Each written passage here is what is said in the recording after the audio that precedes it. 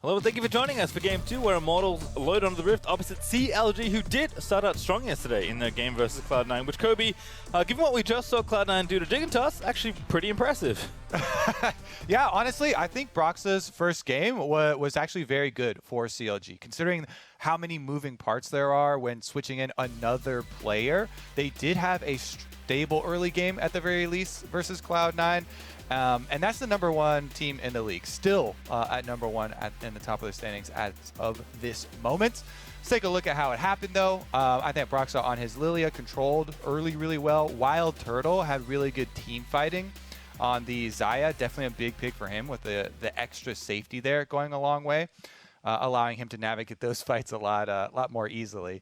Meanwhile, on the other side here, we got to look at Revenge versus Finn in the top lane for both of these top lane players, because CLG, Finn has been the most consistent player showing up for this team. It took a while for him, upon arriving a little bit late as well for CLG, to really work out the synergy. But since then, a lot of these Aatrox games, as well as cleaning up specific things like the teleport timings. And that's one of the biggest things that we see with top laners that do join teams a little bit later. Those communication points on teleports are pivotal. Meanwhile, Revenge is at the helm for some of the biggest wins for Immortals. The Aurelia game as well there for him. So he's definitely another big hope for Immortals. Their consistency hasn't quite been there, but we have seen the sparks, and especially from some of the young talent on this team, of what they can achieve. Yeah, I think Revenge has looked really good. I think the moments for Immortals have been good. It does feel like they're a team that, in a best of one especially, can beat any team. I think they've demonstrated that already. But I think for both these teams, consistency, of course, is going to be integral as they move through the season and hopefully for them into playoffs. So we'll see what happens here in the draft, as Seraphine and Camille will be banned by CLG, and Udyr and GP are going to be banned here. So already some top lane bans being thrown out here in Phase 1. Yeah, not too surprising as of yet. Gangplank is another one of the main champions that Finn plays, one of his most-played champions, the Aatrox, two of the big ones. Looks like we could fill in there. Okay, never mind. There's a Senna. She's also 100% pick ban ratio currently for the LCS. Does find her spot right there on the bans once again. Not going to let through. And a large part of that is obviously the fasting Senna, where you get to have the super beefy support as well. Rel off the table means first pick for CLG, wide open here for Broxah, for Wild Turtle either. And there's his go-to. It is Graves. Yeah, most played champion by far when he was on Team Liquid. He does have a penchant for farming. It's definitely one of the ones that is still extremely good at doing that, but has a little bit of a weakness to the AP junglers as far as the lack of magic resist on his dash.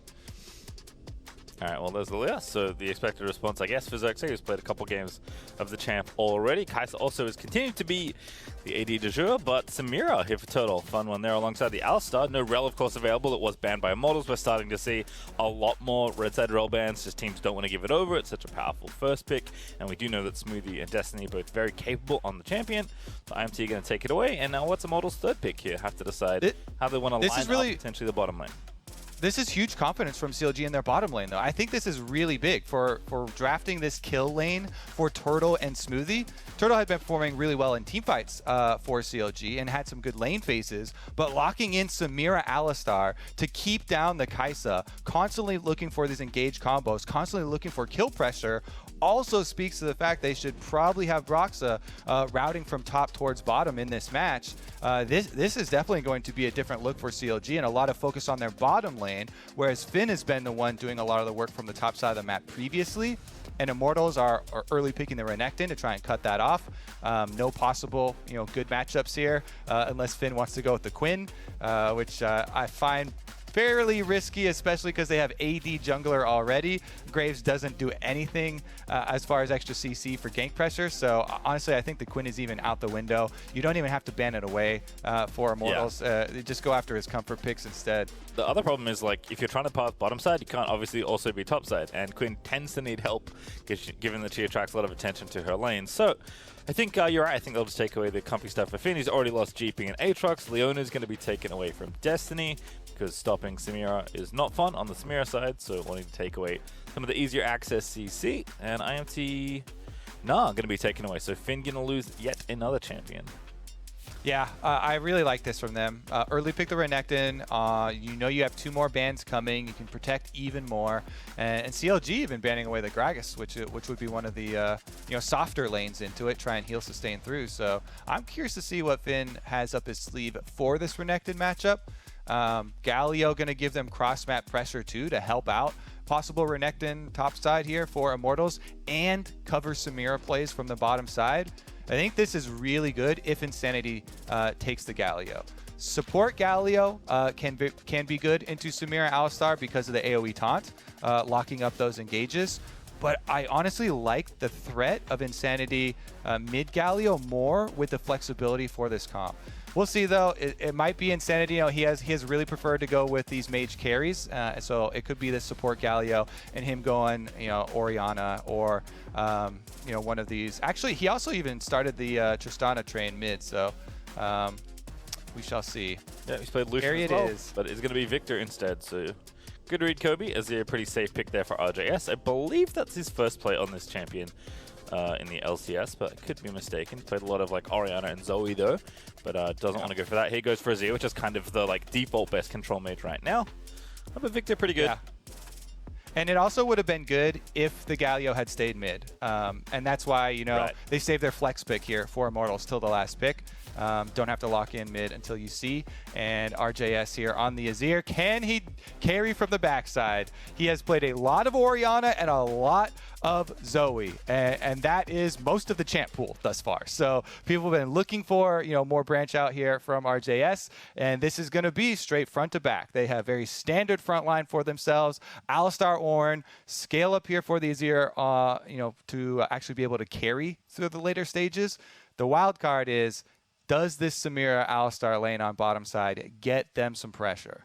That's what you want to see here. So curious to see where Broxah starts, if you are indeed correct, which I suspect you are, Kobe. You very rarely miss on especially jungle pathing, but I think Broxah will indeed be putting attention now towards that bottom side of the map. For IMT, it's just a question of which IMT is showing up today. They've got some good aggression, especially on the top side of the map, that Revenge can maybe look to play off of if Xerxes wants to visit there.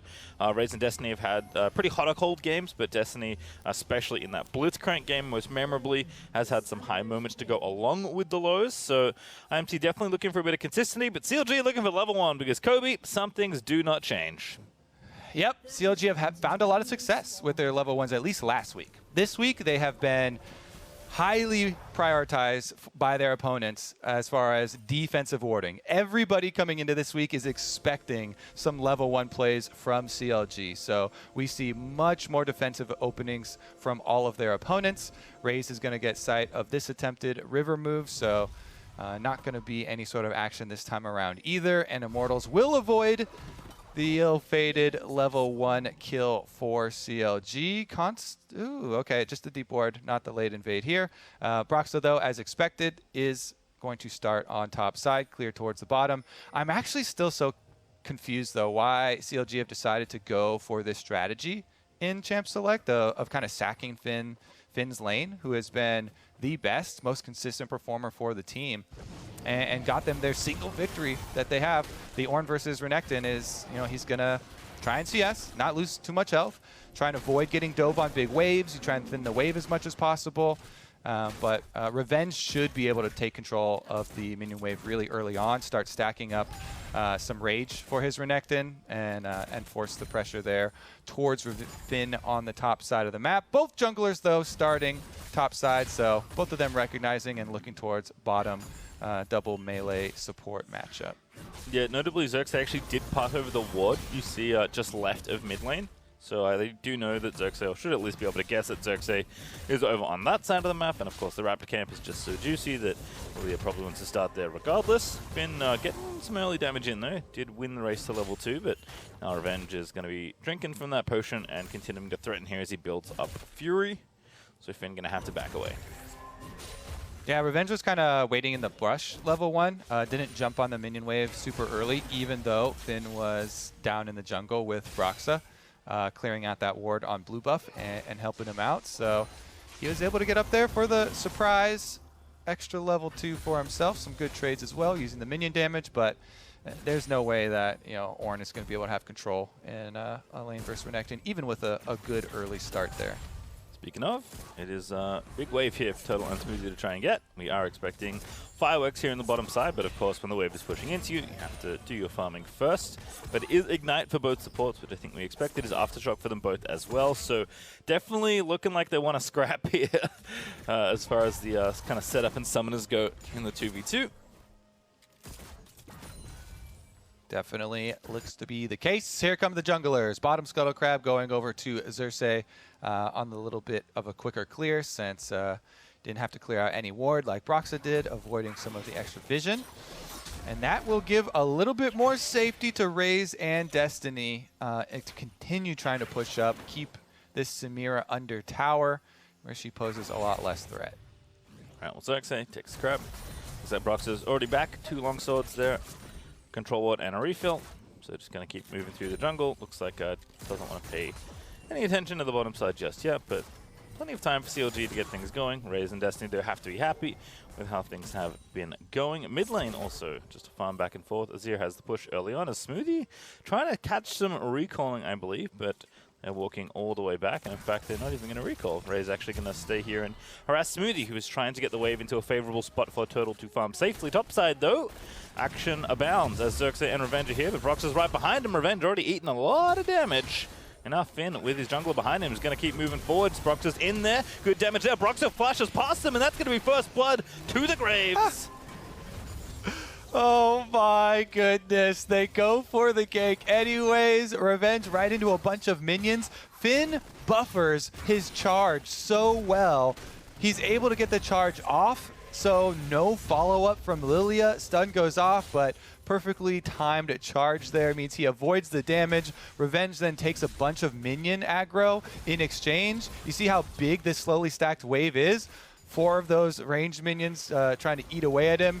Finn then with the counter, immediate breath, flashes to guarantee he's going to get the auto off, even though Revenge flashes in answer. If the auto is already started and you don't break line of sight, you don't actually flash into the Fog of War, damage is still going to connect. With that brittle damage, Broxah is confident enough to go up and flash as well, finish up that kill. And imagine this, the Ornn lane with the first blood, turning it right back around already. Finn with a level lead, pushing up Revenge once again. This is so good for CLG. And even getting that charge there, grabs a knock up and gets a bit of extra damage just by eating a tower hit, I believe. So Finn feeling good as Revenge evens up the CS, but Ornn going to be happy here, and also has so much vision along this river here, so not many angles at all for Xerxes to gank in. And he's of course on the bottom side, which we know, but Broxah is also down here first, trying to set up a Smoothie and Turtle. In goes Smoothie, Ignite is down, Samira dashes in, and Broxah goes over. Smokescreen is down onto Raze, but that's a good stun onto Destiny. Unfortunately, not enough damage for CLG to get the kill, but still a great, efficient gank from Broxah. Yeah, not much time spent winning that brush, and 3 summoner spells blown, plus significant damage to both members of the bottom lane here for Immortals. That means you can easily start up this dragon. You've got bottom lane control. Finn going for another. Oh. Uh-oh. All right, well, it's fine. Everything's fine. Finn is going to keep farming. I mean, yeah, it's a good dash there by Revenge to get to the other side. Make Looks sure funny. you can get on the but it was well played by Revenge. All right, nice Dragon chase also off here. canceled here. Interesting.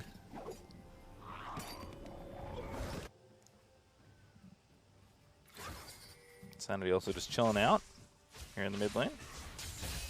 Battling Verdant barriers in the mid lane, so it's like probably the least interaction promoted possible here, as these 2 control mages are just going to be farming for a while. It does seem like Insanity has control over the wave right now, so that's good. RGS coming back, he'll be okay. Broxah, in the meantime, continuing to be proactive. Going to take out the Scuttle Crab here, force Xerxes off it. Finn's going to find some space to recall as a result. And Broxah now level 6, feeling good here on the Grave, despite being a bit slower on the clear than the Lilia and a bit down in farm. Been very efficient with his time so far this game. Yeah, plan here for CLG, scaling up both of their solo laners. Azir and Ornn, really, really good team fighting later on. Broxah as well continues with the clear, not really hampering too much of his income for a lot of these early ganks that he is going for. Meanwhile, Xerxes on the level 6, though, for this Lilia. Now is when he can actually make a dent in some of these lanes. Look to bring the Swirl Seed Sleep to try and actually set themselves up. Insanity on the Victor. It's interesting the changes to Victor, I'd say, because it actually does snowball more if you fight around the Victor and he gets kill credit or even just takedown credit for assists, because you don't have to spend gold anymore to get your augments and your upgrades.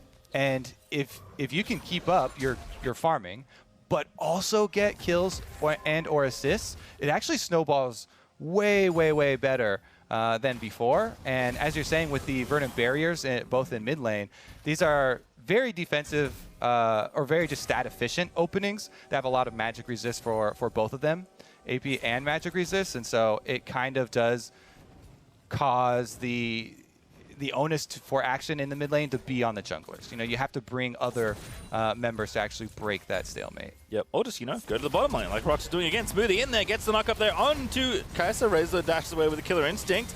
And here comes Xerxes with the counter, but no sleep out. CLG again, just very efficient. They're forcing the ult out of Raze, getting good damage down, and continue to have priority over the wave. And potentially this Dragon, as well as Broxah, is going to revisit as he sweeps out the vision. Attempt number 2. This one definitely will find purchase. Raze now no summoners, no ultimate either, and the recall from Xerxes. So just keep on trying there. Playing off that Samira Alistar lane as expected, where all their crowd control is. I think that CLG have also shown just, you know, more attention to their game plan coming in, scaling up both solo lanes, but, you know, playing a lot off this aggressive Alistar Samira. Broxah comes over, they've got the damage, they push him off the wave as well. Tower plate acquired, and Turtle even going to interrupt the recall here, disrupt Raze back, so he's gonna zone him off another minion wave. Might get him all plates there as well, actually, as IMT do the right thing and answer on the top side of the map. 3v0 right now. Just the Rift Herald, the only bit of attention, but here comes Fing with the ulti as the rest of CLG move in. They get the knock up onto Xerxes. Here comes RGS, does not get the knock back as Xerxes, I believe, flashed it. Indeed, he did. As now CLG are going to have to run, but Smoke's going down in Insanity, and CLG, a good attempt there. They at least get the summoner out of Xerxes' Lilia. Yeah, Immortals still really happy to get that Rift Herald and get out though on the other side. Yes, Turtle is continuing to push on bottom side, really increasing the CS lead over Raze and gaining himself some tempo. But this Rift Herald in hand for Immortals is a way back into it, be able to funnel a little bit more gold into the hands of Raze, try and help him catch up. Yeah, as we saw though, Turtle is currently on top of the gold chart, so feeling good how this early game has gone. Razor returning to lane is going to try and lower that farm lead that was about 20 CS for Turtle into quite a bit less than that, as Turtle is taking a reset himself.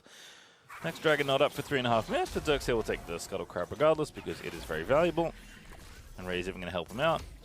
Does shoot it once, doesn't take it.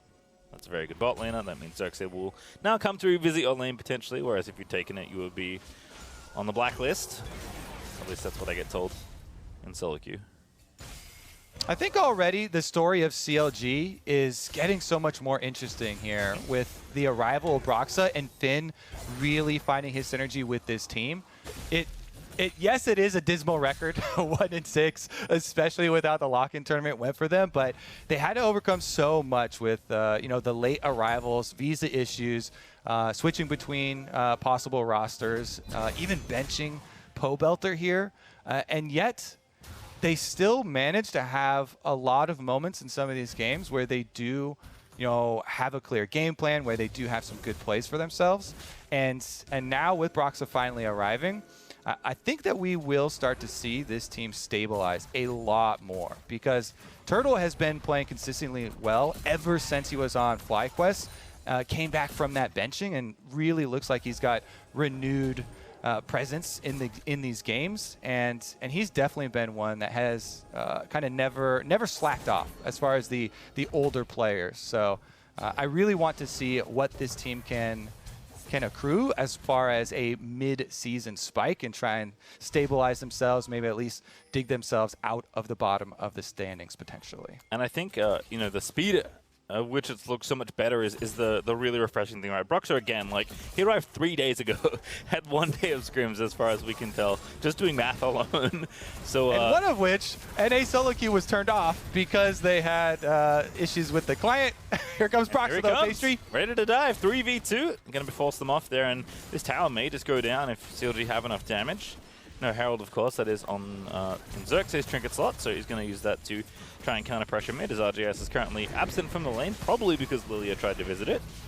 Sanity going to get this wave down, charge is going to happen, so a good bit of plate money over to the Victor. And RGS is going to sweep that out as CLG just continue to, again, work with the game plan they set out in draft, continually pressuring this bottom lane. Eventually, they'll be able to crack down that tower, if not do better by getting a kill or two, if IMT aren't careful. And to their credit, they have been pretty aware of what's happening and just kind of taking the gold losses as they come. But Turtle going to have his mythic finish soon. In fact, the shield bow is now done. And as Finn returns to top lane here, continuing to play weak side and fight off Revenge, who does have a nice lead. But again, these leads need to convert into something else for either side before this game is really going to open out. As for now, they're both just happy kind of farming back and forth and trading sides of the map. Yeah, the thing about Renekton on 11.3, these are after the nerfs for Gore Drinker and Sterix. So while you still do get the positive lane phase experience, the bonus that you used to get from a strong lane phase, from extra items, was so much bigger because of the power of those 2 items that you build right into. Now the team fight for Renekton is significantly weaker because he did rely so heavily on the broken Sterix gauge as well as a broken Gore Drinker. And Ornn still delivers a huge amount of value, especially with Finn now approaching level 11. A little bit more work to do before he starts handing out the extra gold value, but CLG happy to wait for him, trying to play mostly off Samira for the early game as their bridge. And her shield bow is completed, so that extra safety is there. It's just up to Wild Turtle to avoid getting locked up by the Galio. Well, good little smite there for Broxer, actually. Xerxes was not in the area as that crab was getting attacked by Insanity, so just walked over and smote it. Does have smite back up though, and CLG are going to take the second Drake with no contest, it looks like. Xerxes busy farming up, Smoothie getting that vision down and just kind of zoning them out. And again, it continues to be pretty clean here in the mid game for CLG. We're slowly accruing in strength. Smoothie actually on the roam right now, so Turtle perhaps has to watch out in a 2v1, but it's just going to be a vision clearing mission by the looks of things here for Smoothie. So again, just continuing the pretty deliberate pace here, but CLG have to be happy with how the game is going. They're up in Dragons, even though the gold is even. Probably feel like they're going to be the first team to break one of these towers open, which gives them a bit of extra gold and ability to move around the map. In fact, mid lane, despite the Herald being dropped in mid, RJ's actually done a decent amount of damage to that tower as well, so not even really that point in the map to worry about as much. Yeah, problem here for Immortals is that while they do have, decent Victor and Kaisa scaling on their side as well, they don't have an engage option. And Galio always works better when you have someone who can dive in with a longer range and quicker dive. Yes, Renekton can be on the front lines and does have Gore Drinker and kind of looks for flanks, but it's not the same as having, Alistar Ornn combination, obviously. Way longer range, much quicker engage on the side of CLG, and so they should be able to get their choice of fights a lot easier in these ones if Immortals are not able to control the sides first. Rift Herald number 2 picked up by them as well, though, will definitely help in that endeavor. As you mentioned, tower damage is going to become very important for them. Second Rift Herald might enable them to open up one of these side lanes.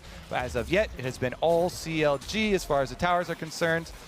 First 2 for them on bottom side. I would think that Revenge would be able to get a lot done on this top one and try and answer pretty quickly, though. Yeah, it does have a way of pushing in with the cannon, but no one else to assist to potentially do more damage or even just drop the Herald there for Xerxes, who may be looking at mid lane instead, and indeed does drop it there. So that will take out the mid outer. That's a great bit of the map to open up for IMT. But CLG getting 2 towers there does really take the sting out of the tower gold that IMT expected to get. Getting the Herald on what has effectively been a split map for the duration of this game, it's felt like. Now CLG can actually translate power up to the top side, so it's time to go for Total to go and help out Finn. Biggest thing for Immortals is just opening up the map, you know, so that you can have Renekton out in the sides. You can throw Lilia seeds down these long lanes to look for possible sleeps while CLG are split up. Victor can hold pretty much infinitely with his wave clear at this point, so no problem for Insanity to just be basically another turret in mid lane, while you have your Galio possibly covering if there's any sort of crazy dive attempts, and you just push on your Renekton lane. All right, we'll see how much damage CLG can get done in the top lane because they were there first. Revenge is going to catch the wave here in bottom lane. Not knowing where Brox is potentially. Could have worried about getting ganked in this very long lane now, actually, because 2 towers were taken out, not 1, after Turtle converted the advantage they got from Brox to visiting so many times. Ray's also still hunting for that first mythic item. Has made a stop at the Berserker Greaves, so it is a little bit delayed, but shouldn't be too far away here as CLG don't have enough to overload this top half and really force something, and honestly don't really seem to be in any sort of rush. We're almost 20 minutes through. They've got 2 dragons. Looking to get that snowball happening. We'll want to take the third very decisively, otherwise the game could elongate even more. But CLG, again, leaning on Azir, leaning on Ornn. Don't need to rush this game. He's feeling very in control. Yeah, I mean, obviously here with the oh, Xerxes, he gets him. Oh my God, he's marked. Does he fall asleep? No, he doesn't. Patient time. No action comes. CLG, they're just waiting 1 more minute for this dragon. As we said, they're the ones with the Ornn Alistar who can actually pull the trigger, and currently looking towards the top side. All right, well, classic do stuff on top and then go take the dragon. Got 50 seconds basically to make this play, and IMT are answering, so Dragon not going to get attention just yet. Smoothie, of course, a very viable diver. Taunt happens. Finn, they're going to let the ulti rip. And it does hit. 1-1. The TP up to the top side, though, as Xerxes does get the spin under Turtle. Smoothie with a big pole, but now going to be chased away. Does not have his ulti. So it's going to die to Revenge, and now Brox are falling asleep. Destiny's in there again to follow up with the taunt. Now Brox are going to have to get on out of there with the flash. For IMT, they see the play that's been set up for a couple minutes, and they do take a kill. Comms got messed up here for CLG on that dive. Smoothie flashing in instead of calling off on the mission when RJS's teleport got interrupted. Here they're going for it on Venge. Yeah, Turtle actually fighting here, but here's Destiny again with the taunt finds both actually going to knock up Turtle, and that's going to be a dead Samira as Insanity TP's in to pick up the kill. And now Finn just has to run back to the tower and burn the flash. Revenge might even look to dive him here, but he's got no help, so probably not. Instead, this proxies the wave. The CLG just gets so impatient with how it's going. I mean, they only had to wait 1 more minute for this dragon, and they just threw big time on top side, trying to re-engage right before RJS. Trying to answer back here. It's 3v3 in the mid lane. Xerxes low, but not dead. And no follow-up damage. Good scoop, but there's Destiny coming in with the ulti, so it's 4v4 as we see Finn on the left side of the screen, but RJS is currently being cordoned off by Victor, and Insanity's going to force that flash. All right, CLG, they do have a respawn from Turtle who would have to walk from base. Can they buy enough time? They've got basically no DPS because RJS is sitting on 400 life on the Azir, so it should be Immortals very happily getting the kills on top side of the map and transitioning down towards the dragon to put a stop to the CLG Dragon stacking. That was the key here with your team fighting setup with Ornn, Alistar, trying to just retain control over dragons. You are about to hit this big break point, get number 3, start forcing soul point, but here's the interrupt on the Azir teleport I was talking about. Insanity just heads up play in range for gravity field. I think RJS didn't keep track of him. Maybe he had lost sight a long time before, but it's very easy for Victor, a super long range on gravity field, to be able to cancel that. And then Smoothie still flashed in under the turret. So I don't think they communicated clearly or quickly enough to actually call off that play. And as we said, this is a play that they try on top side right before the dragon is spawning. So when Finn and Turtle go in for this on Revenge, can't kill him, and the teleport comes to answer, Immortals just start cheering. Everything going to go their way. This is going to change the entire course of this mid-game, where CLG were going to rely on soul point forcing Immortals to come to them. That makes them have to worry about Alistar flanks, these super long range orange ultimates setting them up for this late game Azir, but much better situation now for Immortals. Roxalo continuing to stick with his duo lane as far as the point of pressure on the map. It's 3v2 once again, back to this tower. But IMT already making their way up there. You can see both Victor and Xerx and Lilia zooming up when they see the first sign of trouble. But CLG this time going to think better of the play and move back towards the middle of the map. Finn, but the ulti going to look for Insanity. Does have a flash, doesn't need to use it just yet. The gravity field down, nicely placed actually. As Xerxes with a counter sleep is onto RJS. Damage is decent from the follow-up Victor Laser, but not enough damage to get the kill. So it's just poke on poke here for IMT as they deflect CLG's attempt in mid very easily. Yeah, they've got so much counter-engage with the threat of Galio coming in too. Anytime you get tagged by Lilia, just the threat of this sleep is what you have to disengage from. They don't have a really good means of forcing it though, so CLG able to kite away, and Turtle gets the blue buff stolen away right before his eyes. Blast cone over for revenge. Spins on it, doesn't get the buff. Always feels good. Ray's also going to open up the tower in top lane. So that's 2 now to equalize as IMT actually crawling ahead in gold. They're up almost 2,000 gold at this point, which isn't a whole lot, but heading in the right direction certainly after the game has been fairly even. And stopping that third dragon from happening so quickly means that IMT can now lean on their comp. And as you said, I do agree that there's not a whole lot of things they can do to force the issue, but they've certainly shown a good level of counter-engage. Perhaps they can get things going with a big old sleepy. Or if CLG just keep playing into them, IMT are like, sure, we'll do that.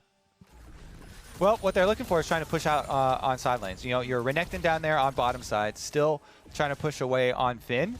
And that theoretically opens you up for Kaisa Killer Instinct plays, you know, Galio, possible movement there from Immortals.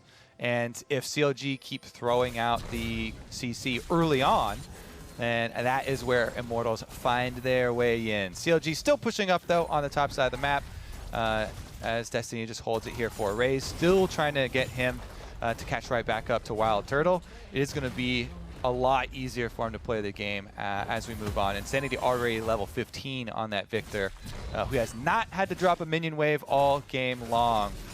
Is going to be a big workhorse for these team fights. We've already seen the damage that the ultimate is doing from this Victor, creating so much space for them in team fights. And as you say, Kobe Revenge does take the outer tower down in bottom lane. So Immortals are the first to take the outer ring. They collect the gold that goes with it, and Revenge does feel like he's at a point where he can not bully the On necessarily. It's pretty hard to force On out to do anything, but certainly put pressure down. Again, attract people to the side lane, potentially call your jungler or your Kaiser if you do want to make that kind of play. So the setup is looking good. In fact, Insanity is feeling so confident that he's got a blank Magi's. Ready to be charged up, though. I think maybe that indicates that Immortals want to get a little scrappy around this upcoming dragon in 35 seconds. Insanity can see the stacks before his eyes. Yeah, and he also can see the big AoE Wamba from CLG. He does not want to get to this point. Azir pushing topside with teleport ready. So while Immortals do have first position on this dragon, remember, they are the ones with Lilia's sleep delay that can set up these Galio ultimates. So if you engage hard into them, into the river, then you are going to be at risk. And CLG ideally will not have to face check here. They're just actually trying to do pressure on Baron instead and draw Immortals to them. Counter Baron was looked at there by CLG, but IMT are going to walk over. Xerxes again, just playing pretty far forward here, but Finn not letting the ulti rip just yet. Revenge on the front side, going to get knocked around. There's the ulti out of on, but the stasis is good. Gets 2 there on the side, but Revenge still low, needs to back away. Double sleep opportunity, but not really the targets you're after. As Smoothie does eat a lot of damage from the Victor, but nobody falling here as a couple cooldowns are traded as both teams are running back to the opposite sides of the map for their big monster objectives. Yeah, Revenge soaking up a lot of damage, but he still had his Gore Drinker active and a Galio ultimate to rely on, so that's why CLG don't overcommit to it, turning instead towards the Baron to try and force them in. Only 2 ultimates left up here. Azir for Peel and Samira for the AoE. Immortals ready to try and counter. Lilia sleep. Oh! Yeah, Smoothie's dead, but the Baron is really the big prize here. Who's going to grab it? Everybody's in the pit. It's Chaos, and that is Graves taking it to CLG. Do manage to nab it, and now IMT actually going to take the double kill on the other side. So RJS looking to go down there as Destiny does land the taunt in follow-up. So IMT didn't get the big prize, but they'll take the team fight win. They will also take the dragon, too. Off-screen, Revenge stayed down there since he was low-health Renekton. That was a 4v5 for Immortals, killing off 4 members of CLG as Raze was able to snipe down Smoothie before it even started, and then ulting into the Baron pit. finishing them off. So while CLG do get one lasting Baron on Ornn, Immortals get so much more. Dragon at number 2 stacked up for them. A bunch of gold off these kills. Rage just walks over, finishes off smoothly, and then you see the engage on the inside. Broxa still hits the clutch smite, but it's a bad situation already. Insanity is able to fall him over on the top side. That Victor ultimate we were talking about inside the Baron pit gets full value, lightning over everybody, and Immortals, another influx of gold, plus the lasting Dragon here stacking up for themselves. And the only Baron buff CLG have is on the Ornn, which is going to be difficult for them to actually find value with. Yeah, unfortunately, not the best looking Baron power play right now. Minus almost 1,400 gold for CLG as IMT are up 3,000 after that play. Also Insanity, I mean, he just knew. Got 6 stacks now after that fight. Zex is going to go ahead and grab a Staff of Flowing Water after Zhonya's and Moonstone Renewal. So IMT in control here despite one member having the Baron. RJS, they're going to knock Destiny back around, but Insanity's going to turn it on to RJS, and that's not a fight Azir can win. The damage is there, and Victor's just going to blast him to pieces as now IMT are going to re-engage here. Destiny looking for the taunt, gets one knock up there with the Justice Punch. Ornn ulti over the top, but doesn't hit anybody. Now Revenge going to dance back in, but Insanity over the wall is trying to get it done, but he's dancing between a couple rocks there from the Mountain Rift as now a sleep goes on, but IMT still need to find the kills as Broxa is going to take down Insanity, but Total's going to die in the midst of the brawl, and now Revenge diving in onto Broxa as that is going to be Finn left for dead. Broxa is going to fall as well. The shield though, not enough as the Eep is going to miss. Broxa dancing around them, but they have enough stats to tank up the tower, and Smoothie is now the final CLG member remaining. The Baron buffs are gone. They're bleeding gold, and Destiny is going to donate a kill to his buddy Raze, as that's the ace for IMT. Immortals just countering every move CLG make. As soon as CLG try a play, Immortals just slam them for it. Once again, Insanity stands strong as RJS tries to go in for the Azir sec, immediately annihilates him, and then it's a winning fight easily for Immortals with everybody teleporting in, even though they expend multiple flashes to eventually take down Insanity.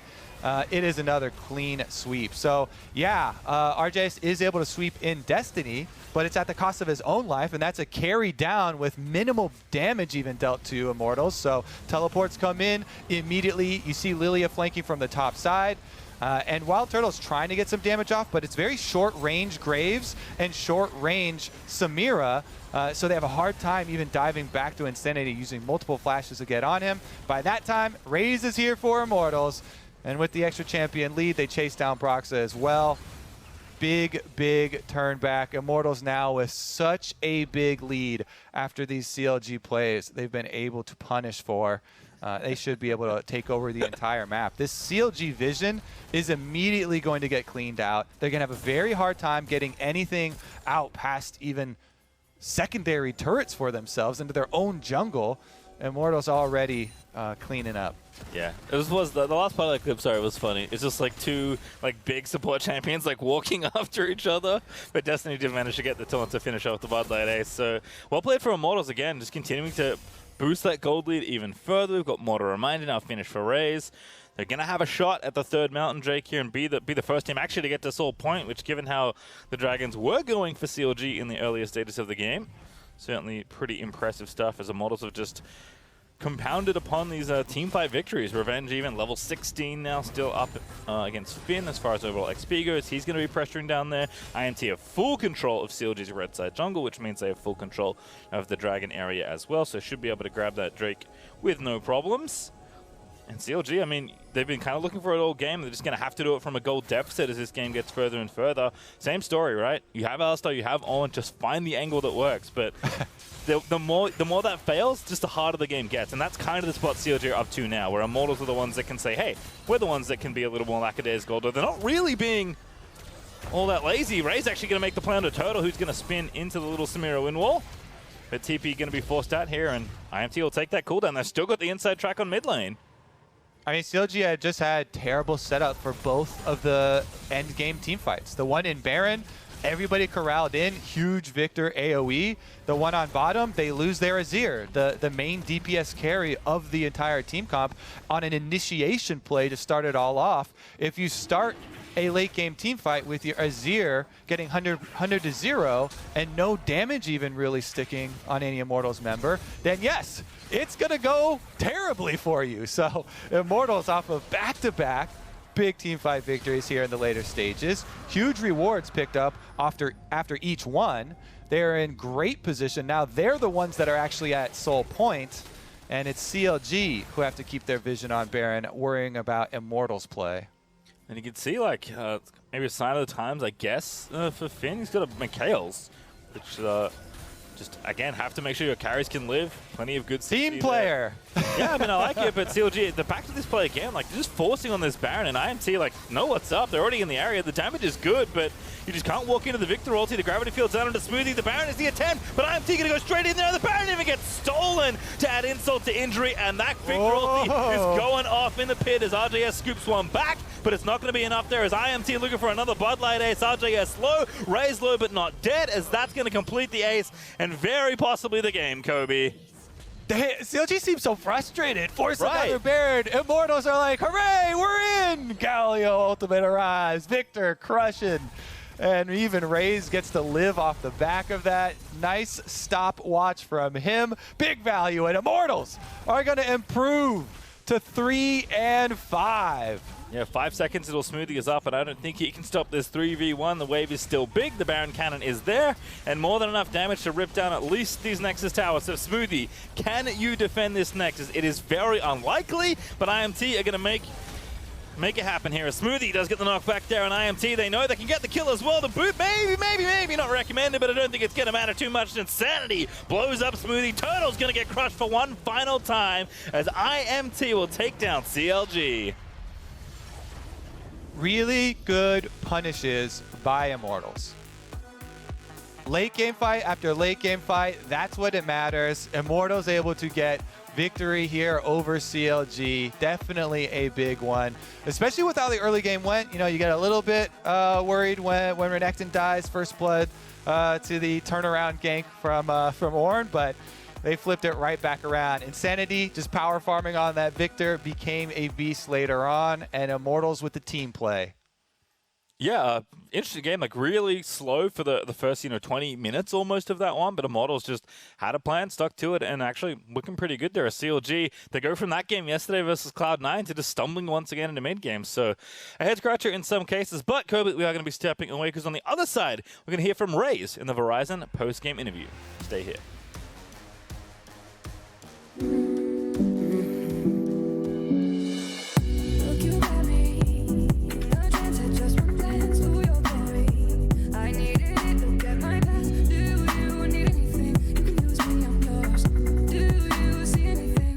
Change of range.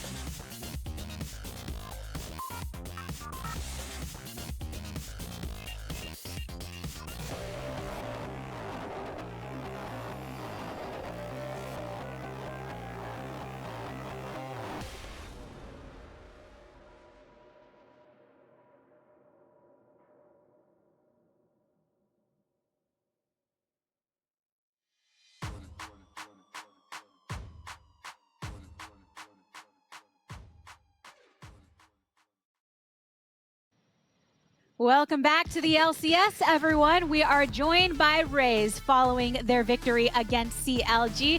First of all, this is the first time we're actually getting to hear from you on the broadcast since you've come on over to NA. How has your transition been into the LCS? My transition into the LCS has been pretty poor.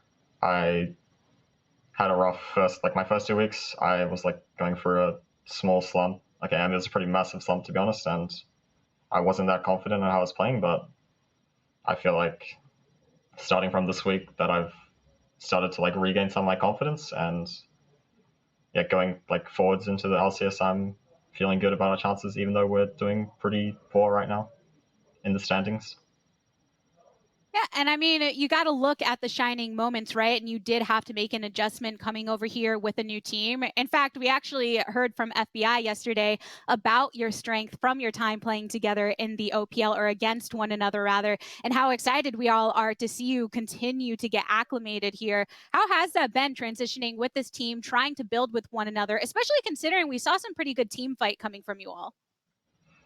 Playing with this team has been a really good experience so far. It's definitely the best environment of all the teams I've played in over the years, and everyone has a really good attitude, and I think that will come a long way coming towards the end of the year. That I think it'll definitely show how much this team just cares about improving, and that I think we'll definitely be a different team by the end of the split. That's for sure. Yeah, and looking at that evolution thus far, because in the wins that we have seen from Immortals, you've done so against, we just saw against CLG, but also teams like Team Liquid and Evil Geniuses, who are all competing so strongly here within the standings. How much do you feel that you have all learned from those wins, and what are the strengths that you believe are at the core of IMT when you are in your best form? I think the main strengths we have right now is definitely our team fighting. In those games that we did win against TL, EG, we made it to mid game pretty solidly, and then even against TL we had a worse team fighting comp, and we still managed to come out ahead in that game. And this game we were behind, but we managed to bring it back by good team fighting. So I think definitely our strengths lie past, even against yesterday against 100 Thieves we did the same. I think our strengths definitely lie in team fights, and just mid late game at the moment. Exactly. Around 19 minutes, we really got to see you all turn things on as a team, really shifting the tide, preventing that soul, and moving forward. You do have another match coming up tomorrow to try to string together a couple victories, and it's going to be against FlyQuest. How are you and the squad feeling going into that to round out the rest of your week? I think everyone's feeling pretty confident going into the match. I don't think FlyQuest are that good of a team, to be honest, but we've lost to teams at the same level as them, so I don't know. But yeah, I think we're definitely going to win tomorrow. Love to hear that from you, Raze. Thanks for stopping on by, and we look forward to seeing you clash on the Rift once more tomorrow. All right, everybody. We are going to continue rolling here with the LCS broadcast. We have more games to come, so stay tuned.